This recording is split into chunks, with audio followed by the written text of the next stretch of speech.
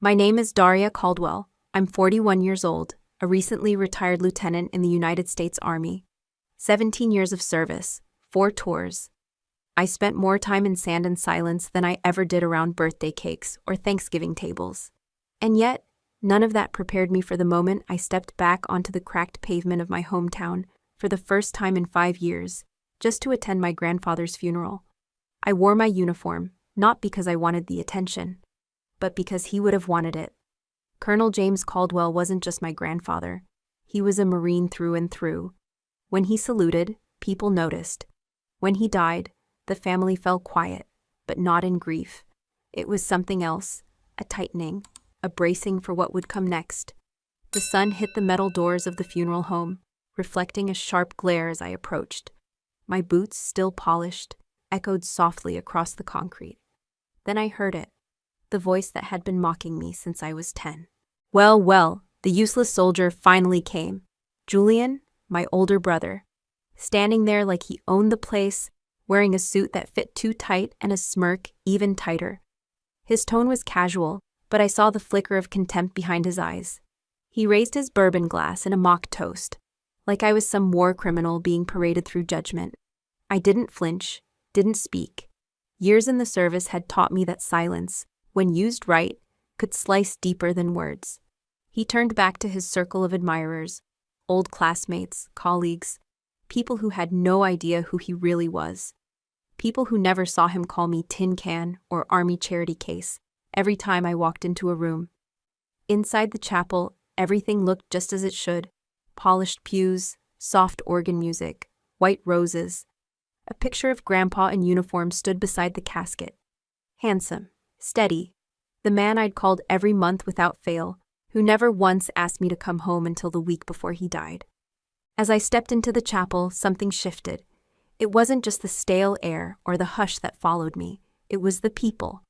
3 rows ahead, a man in a black suit glanced over his shoulder, just for a second. His eyes didn't linger, but his hand twitched, up toward his ear, the way someone might adjust a hidden earpiece. His posture was too stiff. The slight bulge beneath his jacket sleeve, too deliberate. I scanned the room. 2 more just like him. Well-dressed, too still, not mourners, observers. I took a seat in the last pew and rested my gloved hands in my lap, but inside, my stomach knotted. Something was wrong, very wrong. I didn't come home to start trouble, but the trouble was already here, and it was watching my family like a hawk. The service began. The pastor spoke gently, mentioning Grandpa's service record, his devotion to the country, and the way he always kept his boots polished, even in retirement. It was true. The man never let anything rust, not even his morals. Julian sat up front, wiping away a tear that wasn't real. I could tell by the way his eyes stayed dry and his hand moved just a second too late. Mom sat next to him, her face a mask of grief, but I'd seen that look before. It wasn't mourning, it was denial. My husband, Kyle, sat beside me, former Army intelligence, now working cybersecurity. Steady, grounded. I leaned in close and whispered under my breath, "We need to go, now." He turned to me, confused, lips parting to speak, but I was already standing. I gripped his arm and guided us down the aisle, slow, quiet, unobtrusive. Like a retreat, not a scene. We reached the car. Only then did I exhale. My hands trembled just enough to be noticeable. Kyle shut the driver's side door and looked at me. "What was that, Daria?" I looked straight ahead for a beat before turning to face him. The words came out low, measured. "You really didn't see it, did you?" He frowned. "See what?" I reached into my coat pocket, pulled out my old secure device, still active, though barely legal to use in civilian life. I saw 3 men in that chapel with concealed weapons. One of them was wired. The other 2 kept hands low, body language tight. And Julian, he knew they were there. He was acting. Kyle's expression changed, from concern to calculation. "You think it's connected?" I nodded once. "It's not just a funeral, it's a cover." He started the engine.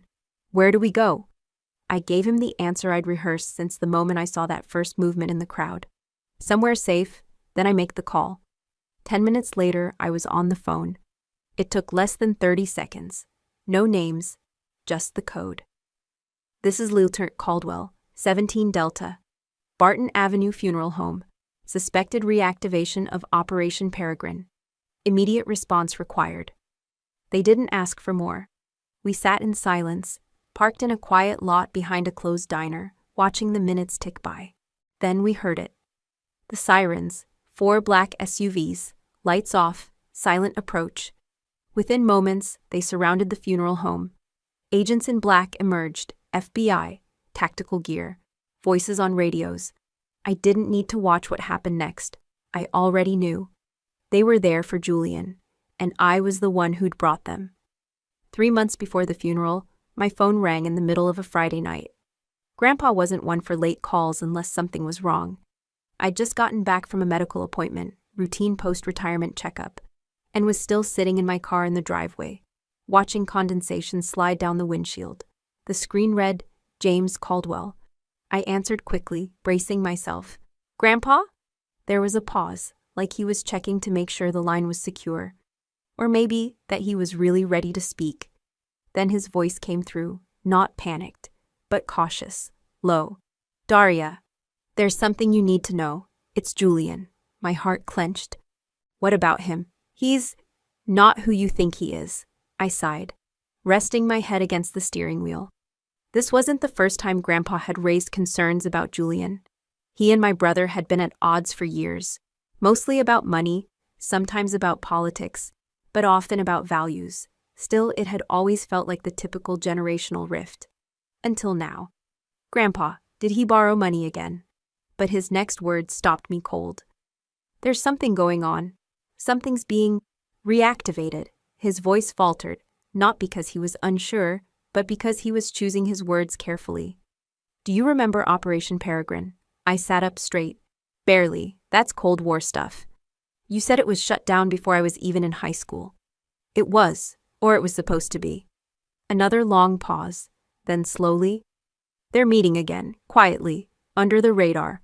Barton, 2 weeks ago. I blinked. Barton? That's our family church. I thought that place hadn't hosted anything since. Exactly. The line crackled a little. I could hear him shifting in his chair.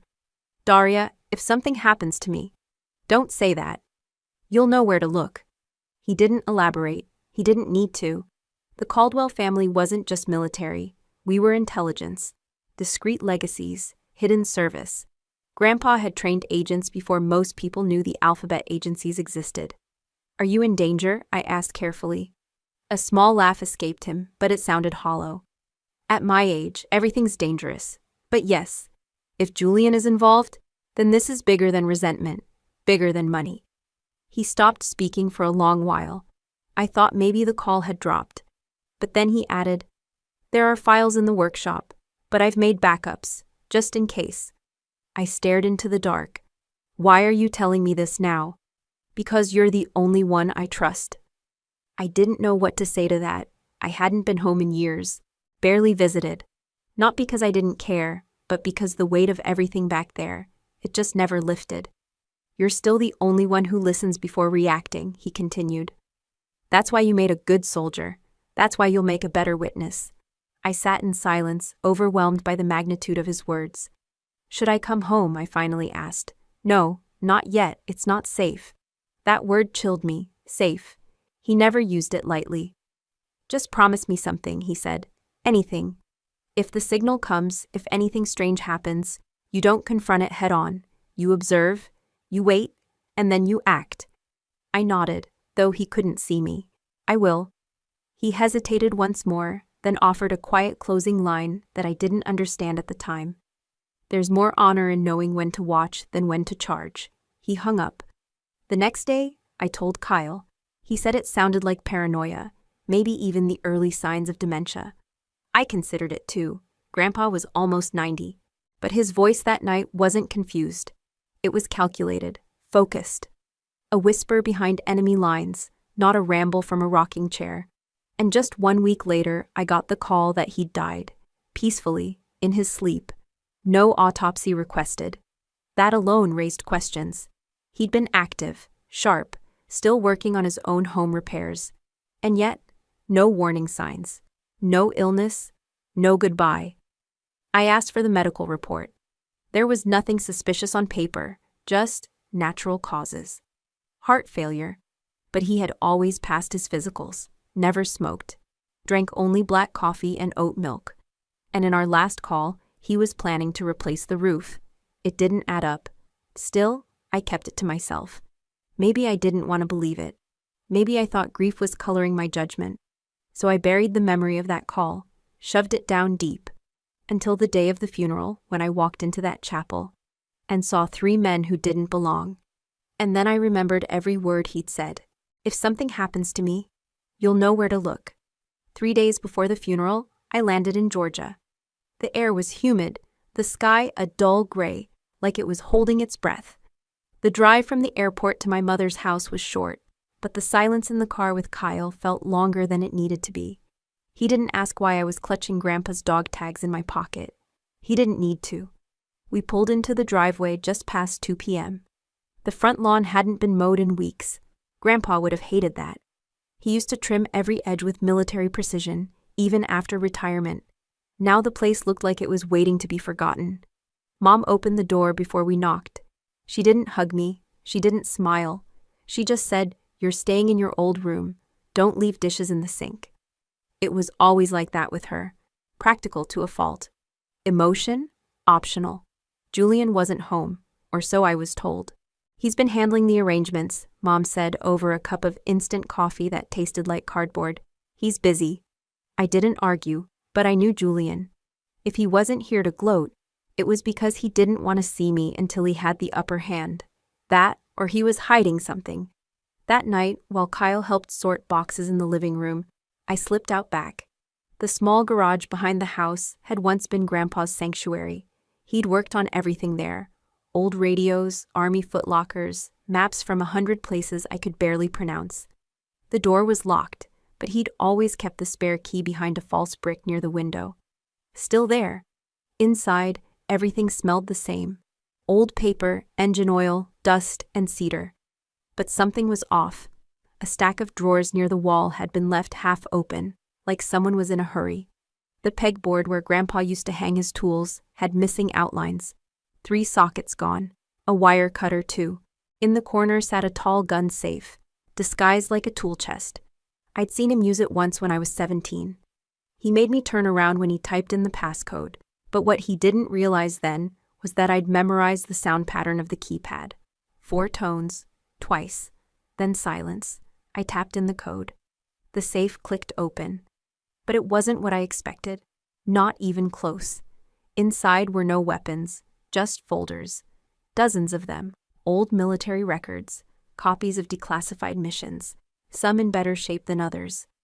I pulled one labeled Malta Ops, 1979. Yellowed paper, ink slightly faded. I reached for another, but then I saw it. A manila folder with the corner torn, stuffed in backward, like someone had jammed it in at the last minute. On the front, scrawled in blue ink, were the words, Project Peregrine, 1987. My blood ran cold. That name again. The same name Grandpa had whispered to me on the phone. The same operation he said was being reactivated. I opened the folder carefully, expecting to find classified diagrams, maps, maybe encrypted notes. But all I found were photocopies. Dozens of pages, all stamped as copies. No official seals, no signatures, no chain of custody. Someone had replaced the originals, and sloppily. A page was misaligned, part of the text cut off. Another page was upside down. Grandpa would have never allowed this. I searched the rest of the safe. Nothing. The originals were gone. I sat back on my heels, staring at the folder, trying to make sense of what I'd just found. Was this what he meant? Was this the backup he'd warned me about? Or what was left of it? Had someone already been here before me? I closed the safe and stood up. That's when I noticed the faint scuff marks near the workbench. Boot prints, not Grandpa's. Someone else had been inside, recently. I snapped a photo of the folder, tucked it into my backpack, and left the garage as quietly as I'd entered. Back in the house, Mom was asleep in her recliner. Kyle had dozed off on the couch. I stood there for a moment, looking around. Everything looked normal, quiet, domestic. But I knew something now that none of them did.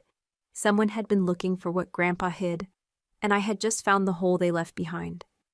Later that night, I opened my laptop, logged into an old encrypted cloud I hadn't touched since deployment, and uploaded every image of that file, just in case. Because if Project Peregrine really was being resurrected, then the funeral wasn't going to be the only thing they tried to bury. By late afternoon, the chapel had emptied, but the house was filling. The Caldwell home always did feel smaller when people came pretending to care. Faces I hadn't seen in years gathered around the living room and the kitchen. Neighbors, old church ladies, people who couldn't remember if Grandpa had served in the Navy or the Marines. But Julian held court in the center of it all, like a damn politician. He wore black like it was a costume. The Rolex on his wrist caught the light with every exaggerated gesture. In one hand, he held a tumbler of whiskey, Grandpa's favorite. With the other, he poured for anyone within reach, smiling like this was a launch party instead of a funeral. "You know," he said loudly, raising his glass, "I'll never forget the story Grandpa told me about his time in Panama.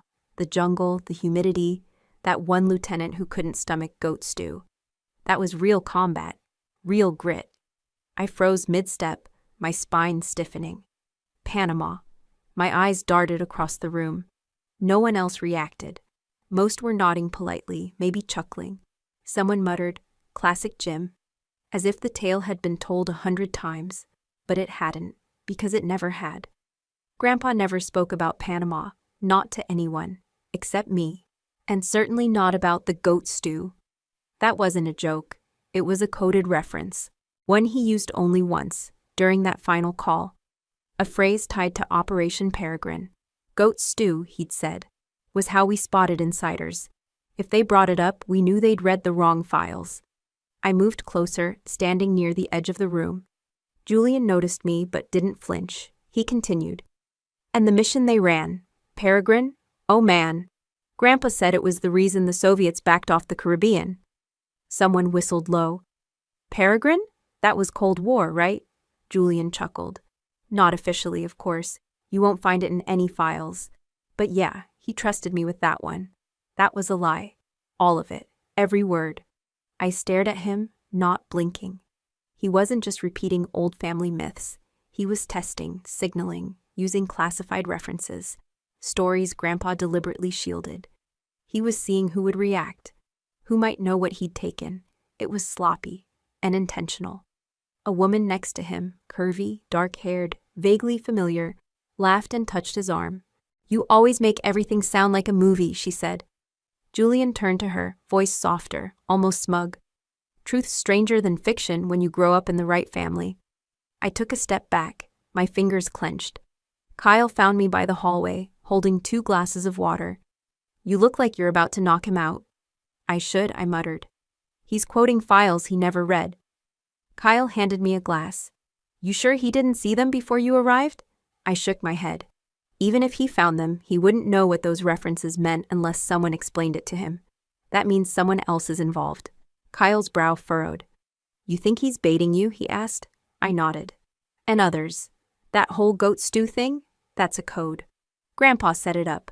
Julian's either stupid enough to repeat it, or smart enough to know it's bait." I watched Julian raise his glass again. "To James Caldwell, a real American, a man who kept secrets and built a legacy." I felt bile rise in my throat. He wasn't toasting Grandpa. He was staking a claim. The woman beside him handed him another file folder. No one seemed to notice, and I caught a glimpse of the label, Property Titles, Caldwell Estate. Julian didn't break stride, just tucked it under his arm and kept grinning. That's when I knew. He wasn't just throwing a wake. He was hosting a transfer, a power shift. A message to those watching, those men from the funeral, probably still nearby, that he was in control now, that he held the legacy, the keys, the knowledge. But he didn't, because I had taken the real Peregrine file, and what he didn't know was that I'd already moved it out of state, encrypted it 3 ways, and buried the original in a server cluster with federal oversight. He had no idea what kind of war he'd just declared, but he would. Soon. I watched Julian closely from the kitchen doorway. He stood beside the fireplace, brandy glass in hand, commanding the room like a politician who'd just outlived his scandal. His words were smooth, animated, his posture casual, but it was his hand that betrayed him. His index finger trembled. Barely. Maybe no one else would notice, but I did. Because I'd seen it before, in Afghanistan, in Iraq, in Berlin. Fresh boots on their first patrol. Veterans sitting in silence before a mission they knew could go wrong. That kind of shake doesn't come from grief or cold. It comes from fear. Only Julian had never set foot on a battlefield. Not even boot camp. He'd failed ROTC in college and called it an act of rebellion. So what the hell was he afraid of? I turned to Kyle, who was scanning the room from beside me. His expression was unreadable, but I could tell he was processing, connecting dots. I leaned in. "Do you remember the last time Grandpa called us?" I whispered. "The video chat? A couple weeks before?" Kyle frowned. "Yeah, he was in the garage. Said he'd fix the antenna himself." "Did anything strike you as strange about that call?" He paused, eyes narrowing. "I don't know. He seemed tired. Looked like he'd lost weight." "But his voice?" I asked. "His eyes?" Kyle exhaled slowly. "Now that you mention it, yeah. There was a moment when you got up to grab something, and he went quiet. Just stared into the camera. My heart beat faster. Exactly. He didn't blink for a full 10 seconds. Just looked right at us. I thought the screen froze. It didn't, I said. He was watching us, not the screen. Us. We stood there, surrounded by small talk and laughter and the clinking of glasses. Yet all I could hear was the silence of that moment. Grandpa's gaze during that call hadn't been blank or tired. It had been deliberate, intense. And now, standing in the middle of the room, my brother was fidgeting like someone waiting for a verdict. Julian took another sip, hand shaking slightly, and set the glass down too fast. The rim clinked against the table. The woman next to him, same one from earlier, smiled and placed her hand on his forearm to steady it. Kyle followed my eyes. "You think he's scared of being exposed?" I nodded. "He's not in control, not entirely. He's trying to act like he is. But that tremor, that's instinct. That's someone who knows eyes are on him." Kyle's brow furrowed. "The FBI? Maybe," I whispered. "Or someone else. If Grandpa was right about Project Peregrine, Julian might be dealing with people far beyond our usual agencies." A memory tugged at me, something Grandpa once said during a training debrief years ago. "There are some doors, Daria, you don't knock on unless you're ready to be dragged in." That look on his face during the video call, it wasn't resignation, it was warning. He knew. He knew someone had found something. And if Julian had touched those files, if he had reached out to the wrong people thinking he could sell, trade, or leverage. I stared at my brother as he raised his glass again, this time to a story about how Grandpa once escaped a Havana checkpoint using only a smile and a cigar. Another fabrication, but his voice cracked slightly at the end of the sentence, barely noticeable, just enough. That's when it hit me. He wasn't drunk. He was unraveling. I turned back to Kyle. He's not just scared. He's spiraling. Kyle's jaw tensed. "So what do we do?" I stared across the room, past the guests, past the decorations and faux patriotism hung on the wall for effect. I focused on the man pretending to carry Grandpa's legacy, whose finger couldn't stop shaking. "We wait," I said, "and we watch." Kyle nodded once, then I added, almost under my breath, "And when the moment's right, I'll make the next call." It was late spring the last time I saw Grandpa in person. I'd just finished a 6-month rotation assisting with veteran reintegration in Colorado and swung by Georgia unannounced. He was in the backyard, sanding down an old cedar bench like it was a sacred ritual. When he saw me, he didn't smile, not right away. He just nodded. "Still know how to show up without calling," he grumbled, though his eyes softened. "I figured it's in the blood," I said. He didn't ask why I came. He never did. We didn't talk much that day. We didn't have to. We sat in silence for nearly an hour, listening to cicadas, letting the wind move the trees for us. When I stood up to leave, he walked inside without a word and returned with something clutched in his hand. A key ring, 6 keys, all dull brass, each one filed down at different angles, edges worn like they'd been tested repeatedly. He didn't say anything, just pressed them into my palm. I raised an eyebrow. "What's this?" Still no answer. He simply looked at me, then down at my uniform. I slipped the ring into the inside pocket of my service jacket and gave him a crisp, almost joking salute. He didn't return it, but he did smile. A small one. Like he knew that was the last time we'd stand on the same patch of dirt. That was 9 months ago. I hadn't thought about those keys in months, not until that moment, standing in his bedroom again after the funeral, surrounded by memories packed in cardboard. The uniform jacket was hanging in my closet at Mom's house. I retrieved it, dug into the lining. There it was. Same brass ring, same 6 keys. And now, I finally knew what to do with them. His bedroom hadn't changed in decades. The same World War II pilot photo hung above his bed. His father. The bookshelf still held The Art of War with worn margins and annotations in red pen. I pulled the desk drawers one by one, testing each key, listening for clicks. 5 keys didn't fit anything.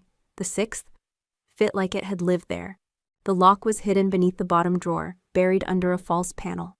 The kind of detail only someone trained in intelligence would think to check. It took pressure at just the right angle before the mechanism gave way with a soft pop. The hidden compartment wasn't big, just deep enough for a folder, a few envelopes, and an old zip drive. Inside, I found a scanned document. Faded, time-stamped from a military base I didn't recognize. Across the top, Project Peregrine, active contact file, revised, Jan, 1990. My stomach dropped. Below that was a roster, about 20 names, some with clearance levels, others with mission code names. Most were scratched out in pen. One by one, I read each entry. Some were familiar, former officers, analysts, a few foreign intelligence assets I remembered from Grandpa's stories. But 2 names near the bottom were unmarked. One was illegible. The other read, Julian Caldwell, Tier 3 support, unconfirmed. I froze. Tier 3, support role, port. That didn't imply leadership, it implied access, assistance, facilitation. In a covert op, support often handled off-the-books logistics, communications, transport, and in some cases, laundering data or resources. It was the level where plausible deniability lived. Julian's name wasn't just a coincidence, he was listed. Next to his name, in Grandpa's handwriting, was a note. Approached in 2006. Potential breach 2021. Monitor. Monitor. That's what Grandpa had been doing all these years. Watching Julian. Not confronting him. Waiting. There was more. A manila envelope contained a printed list titled Handshake Contacts. It was a network of Cold War-era informants and sleeper liaisons. Most names were now dead, but a few addresses had Georgia zip codes. And tucked behind it all, wrapped in black electrical tape, was a single note in Grandpa's handwriting. If you find this, he knows you're close. Don't stop. Don't trust local law. Use the call sign, Black Birch. I stepped back, feeling my lungs tighten. Grandpa didn't trust the system anymore. Not the military, not the VA, not even the FBI directly. He'd built his own back channel, knowing this might happen, knowing I might be the one to finish what he started. I held the keys in my hand again, feeling the cool weight of brass and memory. This wasn't just about legacy. It was about infiltration, betrayal, family, and the man standing in our living room, drinking brandy and telling war stories he never earned, had once been tagged a potential breach by a decorated Marine colonel, my brother, the one I'd shared a sandbox with, the one who had just made himself the center of something deadly. I didn't cry. I didn't panic. I closed the drawer, and I started making a plan. I stepped out of the house through the back, avoiding the gaze of distant cousins and old family friends. The air had turned sharp, the sky smeared in dull gray. Georgia humidity had finally given way to the kind of cold that made your breath visible, and every decision sharper. Kyle was already by the car, leaning on the passenger door with a look that said he knew what I was about to do. "You sure?" he asked softly. I didn't answer. I opened the driver's side, sat down, and reached into the glove compartment where I kept the emergency sat phone. This wasn't just a regular line. It was a secure satellite uplink, coded point-to-point, untraceable consumer networks, issued to me when I consulted on a multi-agency cyber case 3 years ago. only supposed to be used in case of direct national security threat. I'd never even touched the thing, but now I powered it up. The boot screen blinked twice, then prompted the multi-code handshake. I keyed in my old clearance, Lator Daria Caldwell, confirming access, code 17 Delta. The encryption took a few seconds, then rolled into a live channel. A woman's voice answered, calm, clipped, trained. FBI critical intake, secure line, identify and proceed. I took a breath, felt my spine straighten like it did in formation. This is Lieutenant Daria Caldwell, U.S. Air Force, retired. Security Advisor ID 04371 Baker. Pause. I am invoking Code 17 Delta. I confirm visual and documentary evidence of a reactivated Cold War intelligence trade structure, Operation Peregrine. I repeat, Peregrine is live. The line crackled for a second, then silence. The woman returned, her voice slightly more alert. Code 17 Delta acknowledged. Do you have the originating material in hand? Yes. I recovered encrypted documents from a deceased Marine Colonel, James Caldwell, referencing active informants and compromised channels. I have reason to believe the network is being manipulated by a civilian asset embedded in his family. There was another pause, then typing. Do you believe this asset is aware of your knowledge? Yes, I said quietly. He knows, and he's nervous. What is the asset's name? Julian Caldwell, my brother. Saying it out loud felt like swallowing broken glass. Understood, she said. Are you in a safe location? Not yet, I'm at the funeral reception. Civilian presence high. Local law enforcement insufficient. I don't trust them. Do you request tactical or forensic assistance? I hesitated for just a beat. Tactical. If I'm right, he's not acting alone. There are at least 3 unknown individuals at this event who move like former operators, watching exits, communicating discreetly. Understood. Give us a 10-minute window. Geolocation initiated. Do not engage. Can you secure the documents off-site? I already have a decoy file on premises. Originals are off-site, encrypted, double-key access. A longer pause now. Lieutenant Caldwell, based on your clearance and history, you are authorized for continued observation under Shadow Protocol 6. Do not escalate. Will confirm inbound agents under call sign, Black Birch. I froze. Black Birch. Grandpa's phrase. They knew. They knew this wasn't just a revival of some old case. They had been watching too, waiting. Grandpa must have flagged something years ago, maybe through a back door, and they had kept him looped into the deep channels. I stared at the steering wheel. My pulse slowed. Copy, I said. 10-minute window. Confirmed. End call in 5 seconds. Maintain perimeter. We'll find you. The line dropped. I sat there in the car for a few long moments, letting the silence wrap around me like a second skin. Kyle knocked gently on the window, then opened the door. Well, he asked. They're coming, I said, looking straight ahead. He nodded. So what now? I finally looked at him, eyes clear. Now we let the funeral finish. We let Julian believe he's won. And then, Kyle asked. I tightened my grip on the sat phone. And then we give the ghosts their say. 10 minutes felt like an hour.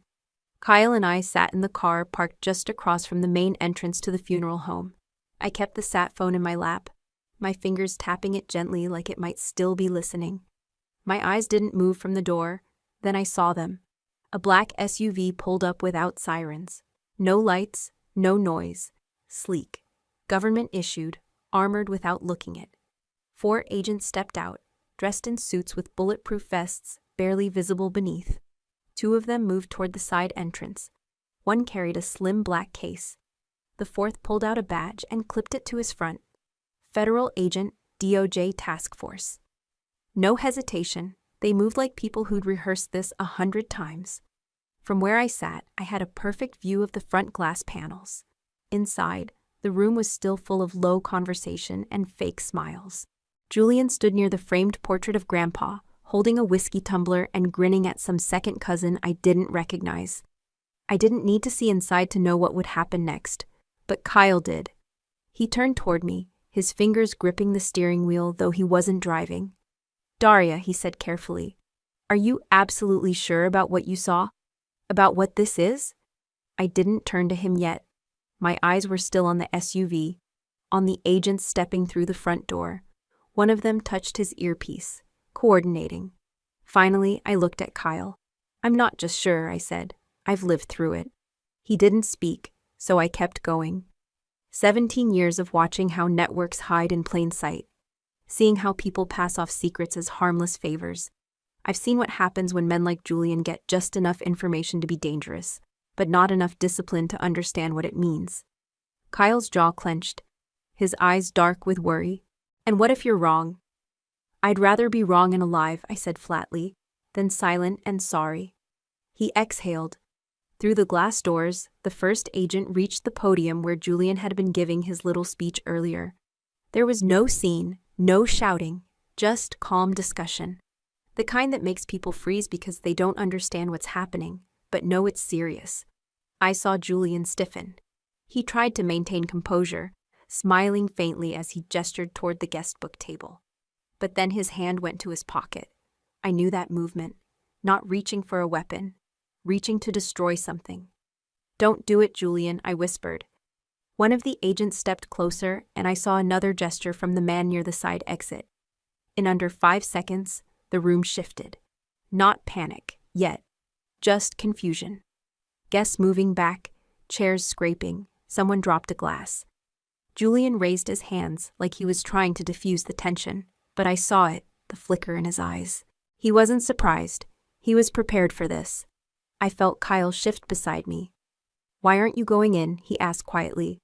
"Because I'm not the one they need to see right now." "I don't understand," he said. "You started this." "No," I corrected him. "Julian did. I just made sure someone finally listened."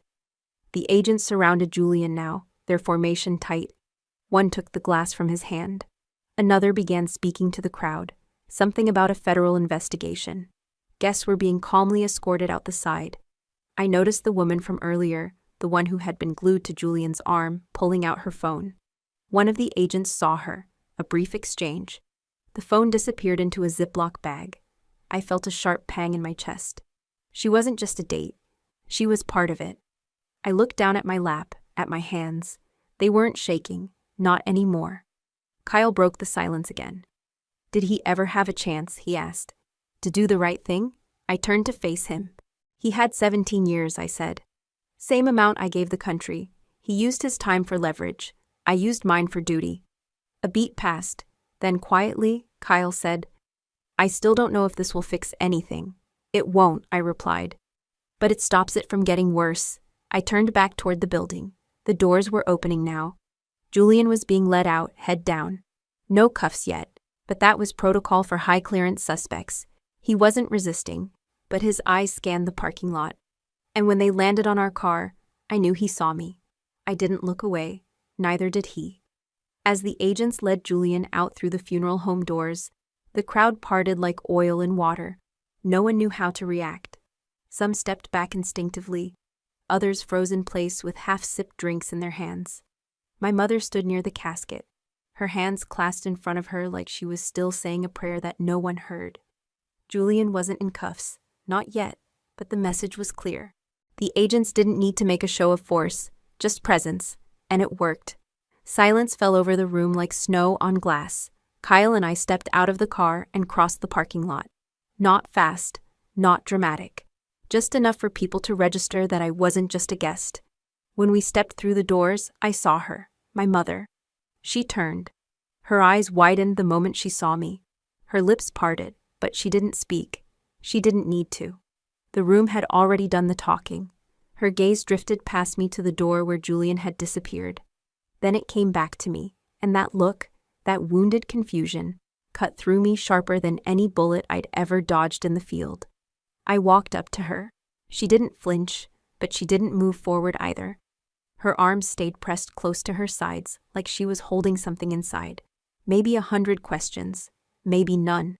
"What did you do?" she asked, her voice trembling, not with rage, but something more fragile. I stood still, calm. "I didn't turn against this family," I said clearly. "I turned against a traitor." Whispers stirred behind us, but I didn't turn around. The room faded into blur. All that existed now was this moment. Me, her, the weight between us. She blinked, and for a second, her whole face collapsed inward. Not in grief, not even in denial. Just confusion, like a woman whose compass had suddenly stopped pointing north. Your brother, she whispered. No, I corrected her softly. Your son. My brother died a long time ago, Mom. You just didn't want to see it. Her breath caught. She opened her mouth to speak again, but I raised a hand, not rudely, just gently enough to hold the space. I didn't do this to hurt you, I said. But Grandpa tried to warn us. He left signs. You saw the way he kept Julian at a distance in his last years. You heard the things he wouldn't say out loud. I just followed the breadcrumbs he left behind. She looked away then, toward the casket. I thought we were done with secrets when your father died, she said quietly. So did I. We stood in silence for a long beat. Then she asked, Why now? Why today? I glanced around, because I had to wait for him to show his hand. He got cocky, started referencing things only Grandpa and I knew. Peregrine, Panama. Those weren't just war stories. They were red flags. I couldn't ignore them anymore. Her eyes glistened, but no tears fell. She was a soldier's wife, after all. I raised 2 children, she said, voice soft. One was a ghost. The other became a stranger. I flinched, just a little, then said, Maybe that's true, but only one of us was willing to be seen for what we really were. I turned then, prepared to leave her in the stillness of her thoughts, but she spoke again, just as I reached the foyer. Did he sell things? She asked. Classified. I paused. I don't know yet, I said honestly. But whatever it was enough to make 4 federal agents come to Grandpa's funeral. That silence again. Her shoulders sagged. You should go, she murmured. I nodded. Not out of defiance, just acknowledgement. Respect for the wreckage. As Kyle and I exited through the double doors, I felt the hush behind us ripple again, like the echo of something too big to be named. I didn't look back. Outside, the sun had started to break through the clouds. Thin shafts of light reached across the lawn, casting long shadows over the graves. Kyle slipped his hand into mine. Neither of us said anything. Some truths didn't need repeating. That night, the air in the house was heavy with something more than grief. It was judgment, thick, unspoken, and poisonous. Mom called me into the kitchen like she used to when I was 16 and caught breaking curfew. Same voice, same chair. But the stakes were higher now. She sat with a mug of coffee in her hand. Though it had long gone cold, she hadn't touched it. Her eyes were fixed on a spot on the wall behind me, like, maybe if she looked hard enough, it would all make sense. I stood in the doorway for a moment before walking in. The hardwood floor creaked like it remembered our old fights. I sat down across from her, folding my hands in my lap. She didn't speak for a while, just stared. Then finally, Why'd you do it, Daria? Not angry, just hollow. I met her eyes. Because I had to. Her brow furrowed. You didn't. You could have come to us. To me. We could have figured it out together. I kept my tone calm, measured. Figured out what? That Julian's been lying for years? That he's been feeding things to people we don't even know? That he walked into a funeral with a micro recorder in his shoe and enough false stories to make himself look like a war hero? She winced. I leaned in. Grandpa warned me, Mom, in his own way. He left pieces for me to find. I chose to listen. Her voice cracked. But he was your brother. I didn't flinch. No, he was your son.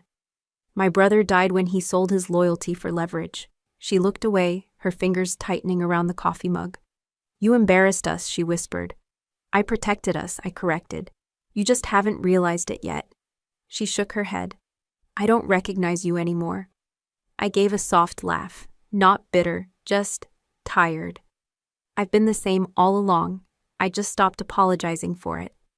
Silence again. Then she asked, barely audible, Would you do it again? I looked her straight in the eyes. In a heartbeat. She stood slowly, moved toward the sink. Her shoulders slumped in a way I hadn't seen since Dad's funeral. And just before she turned away, I said it. I didn't choose blood. I chose Grandpa. I chose honor. Blood can betray you. Honor doesn't. She didn't respond. Just stood there, staring out the window into the dark backyard, where the porch light flickered against the night. I rose and walked to the hallway, Passing by the family photos on the wall, Julian's graduation, my basic training ceremony, our last Thanksgiving together. One frame was missing, the photo of Grandpa in uniform. I paused, then walked on. Behind me, the silence held.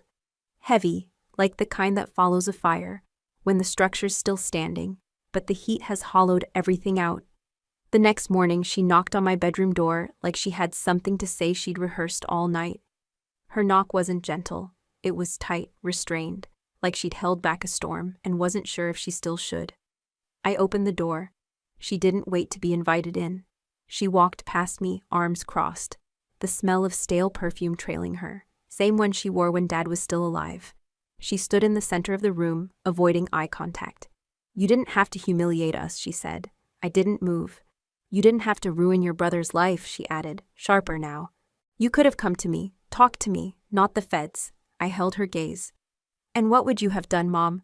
What would you have said if I told you Julian was trading classified military records for cryptocurrency?" She flinched. "That's not, isn't it?" I cut her off. I walked to the nightstand and pulled out my encrypted tablet, tapped it open, found the file. I downloaded it after retrieving it from the drive Julian tried to burn, sloppy. I decrypted it with a key he didn't know Grandpa left behind. Then I hit play. Julian's voice filled the air, arrogant, smooth. "They want scans with seal stamps. Originals aren't necessary. I already replaced the seal files. Transfer's been made, wallets confirmed. 17,000 in the first batch. Once I upload the Vietnam files, it's another 30. I paused it. Her face had gone pale. "I didn't want to hear it either," I said. She stared at the floor, then the wall. "Anywhere but me." "I don't believe it," she whispered. "He wouldn't." "He did," I said. "And I have 4 more audio files, plus the metadata showing his logins, and the VPN route through Turkey." She sat down on the edge of the bed like her knees had given out. For a moment, neither of us spoke. Then, quietly, the sound I hadn't heard in years, my mother crying, not loud, not dramatic. Just silent tears sliding down her cheek while she stared at the floor. She raised a trembling hand to her mouth, like the truth had finally found a way in and was too sharp to hold. I walked over, sat beside her, didn't touch her, just sat. She finally said, "I thought I raised him better than this." I answered without anger. "You did. He just made a different choice." She wiped her face with her sleeve, breathing hard. "Will they charge him?" "Yes." "For how long?" "I don't know." She turned to me. Her eyes were bloodshot, but steady now. "Why didn't you tell me sooner?" "Because you weren't ready to hear it." A long pause. Then she whispered, "I'm not sure I'm ready now." I nodded. "Me neither." It was raining when David showed up. I hadn't seen him in almost 12 years, not since Grandpa's retirement ceremony. He looked older, but not weaker. The kind of man who wore history on his face like medals on a uniform. He waited on the porch, his coat soaked through, holding a folder wrapped in plastic like it was something sacred. When I opened the door, he nodded once. "I figured you'd be the only one left who'd want the truth," he said. I stepped aside. David didn't speak until he sat down at the kitchen table. He declined coffee, just placed the folder on the table, and kept his hands resting gently on it, like it had a pulse. "I served with your grandfather in 1987, he began. We were both attached to the Peregrine unit, Black Ops intel sharing in the late Cold War years. Surveillance, trade routes, data intercepts, Cold War cleanup. Mostly classified fieldwork." I nodded. "Correct. I've read the dry version," he gave a thin smile. "Then let me tell you the version they don't print." He opened the folder. Inside were yellowed documents, handwritten maps, even a faded photograph of 6 men in uniform, Grandpa in the center. David tapped the photo. "Back then, we were told there was a breach. Someone was leaking internal movements to Warsaw Pact allies through a backdoor network. Stuff that could get people killed. The program shut down overnight, but we never found the mole." He paused. "Until now." I leaned forward. David continued, voice softer now. "Your grandfather suspected someone inside the unit, but we were never able to trace it. No fingerprints, no direct transmission logs. Whoever it was, they were smart. Covered their tracks. Burned the trail." My stomach tightened. "Was Julian even born then?" David nodded solemnly. "Yes. And he wasn't involved then, but we think someone passed him the access later, maybe through inheritance, maybe through digital remnants your grandfather left behind, not knowing it would be exploited. He looked me dead in the eye. You found something he didn't mean for Julian to find, didn't you? I hesitated. Then gave a slow nod. A hidden drive. Encrypted archives. Keys embedded in personal letters. David exhaled. Then it tracks, that breach. It never ended. It just changed hands. Your brother picked up the chain where someone else dropped it. Maybe to make money, maybe for leverage, but he knew exactly what he was handling. I leaned back, my voice a whisper. Why didn't you come forward sooner? He looked away, jaw tight. Because silence was easier. Until I saw what you did. At the funeral, that took guts.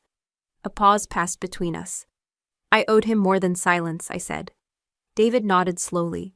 You gave him justice, even if it came late. I reached for the folder, held it like a truth finally unearthed. Outside, the rain had stopped, but inside, the storm was still working its way out. The letter was folded into a book I'd almost left behind. A dog-eared copy of Meditations by Marcus Aurelius, Grandpa's favorite. He used to quote it to me when I was 13 and thought the world owed me understanding. Waste no more time arguing what a good man should be. Be one. He said it like it was gospel. I'd taken the book from his desk out of instinct, not expecting anything inside. But when I sat on the edge of the motel bed that night, something felt off. The spine was too stiff near the back. I opened it and found the envelope tucked inside. No address, no stamp. Just my name in his handwriting. Daria. I stared at it for a moment before tearing it open. The paper was creased, the ink slightly smudged at the corners, like he'd folded it, unfolded it, thought twice, and then decided to leave it behind. His handwriting was clean, direct. Daria, if you're reading this, I probably didn't get the chance to say what I should have said years ago. You were always the quiet one, the one who listened before she spoke. That's why I trusted you. Trusted you to know the difference between silence and cowardice. There are things I've done in uniform that I don't expect applause for. Some I've tried to forget. Others I've locked away, until I realized locking them away was just inviting someone else to find them. If one day the truth brings you pain, remember, a soldier doesn't fight for applause. He doesn't stand for cheers. He stands because it's the right thing to do. And sometimes the only way to honor that is to stand alone. I'm sorry you may have to, but I've never doubted that if anyone could, it would be you. Grandpa. I read it twice, then a third time. I didn't cry. Not because I didn't want to, but because the letter didn't ask for tears. It asked for clarity, resolve. He hadn't written this for comfort. He'd written it to give me a compass, to remind me that pain didn't mean I'd made the wrong choice. It just meant I hadn't run from the right one. I folded the letter and placed it back in the book, then held it to my chest. Kyle knocked softly on the door behind me. You okay? He asked. I nodded, still facing the wall. Yeah, I said. I just finally heard what I needed to hear. In that silence, I understood truth rarely comes with comfort. But sometimes it comes with legacy, and that's enough. The courtroom smelled like old paper and something colder, something permanent. Julian sat 2 rows ahead, flanked by his lawyer and a federal marshal. He wore a simple gray suit. No handcuffs in view, but the weight of them was there. Not on his wrists, on his face. The room was packed, veterans, former colleagues of my grandfather, 2 agents from the FBI's counterintelligence division. Even David was there, sitting near the back, hands folded, jaw clenched. The judge read the sentence slowly. 32 months in federal prison, followed by probation. They had enough for conviction, but not enough for treason. Not without pulling decades of dormant skeletons from closets no one dared open. But I knew better. This wasn't about numbers. It was about names. When the judge asked if he had anything to say before sentencing, Julian stood. He didn't look at the judge, or at our mother, who sat stone still, her fingers interlaced tight on her lap like she was praying to someone who stopped answering years ago. He looked at me. For a moment, I braced myself for blame, for venom, for some petty attempt to rewrite history in front of strangers. But his voice was low, steady. You were right. Silence spread like a ripple through the room. He continued, eyes never leaving mine. Grandpa chose you. Not because you were a soldier, not because you outranked me, but because you didn't stay silent. A hush fell over the room. He swallowed. I wanted legacy, but I wasn't willing to earn it. You carried it, and I tried to erase it. I didn't move, I didn't speak. I'm not asking for forgiveness, he added. I just wanted to say it out loud, while I still had a name. Then he sat down. The gavel came down. The moment ended. Outside the courtroom, reporters waited like vultures. I walked past them. Kyle shielded me from the noise. But I wasn't running from it. I had something louder inside me now. The truth. It wasn't the victory I imagined. No applause, no vindication. Just the cold air of a courthouse morning and the quiet weight of something that felt finished. Not healed, not erased, just finished. And maybe that was enough. Because justice, when it works, doesn't feel like fireworks. It feels like silence, the kind that doesn't haunt you anymore. 3 weeks later, I stood at the edge of the old barracks, now renovated into a leadership academy for newly commissioned officers. The floors smelled like waxed wood and fresh linen. The walls still carried the voices of those who passed through before us, when we were younger and louder and hadn't learned yet how silence sometimes says the most. I had been invited to speak to the graduating class. They asked for a speech on integrity. I brought only a folded note from my grandfather and the chain with my dog tags. Nothing more. At the end of my talk, a cadet raised his hand. Barely 20. Green eyes, straight back, but something unsure in his voice. Ma'am, if you had to choose again between honoring the truth or protecting your family, would you still choose what you did? The room quieted. All eyes on me. No air conditioning hum, no fidgeting, just wait. I looked him in the eye and said, I didn't choose to abandon my family. I chose not to let my family abandon honor. Somewhere near the back, someone inhaled sharply. Maybe it was just the air settling, or maybe they understood. Because that's what truth feels like when it lands. Not loud, just real. When the session ended, I lingered at the edge of the parade grounds, watching the sunlight cut clean lines between the flagpoles. Kyle waited in the car. He didn't rush me. Before we go, I want to leave something with you. Maybe you're watching this on a quiet morning, coffee in hand. Or maybe it's the middle of the night, and stories like this are the only thing keeping your thoughts company. Wherever you are, thank you. We read every comment you leave, and we carry your stories too. If this one touched your heart, consider subscribing. Not just for more stories like mine, but to be part of a community that still believes in second chances, in healing, and in the quiet kind of strength. Because sometimes miracles don't knock loudly. Sometimes they wait patiently until you're ready to let them in. Take care of yourself. Hold tight to what's right. And wherever life takes you, carry this story with you. We'll see you in the next one.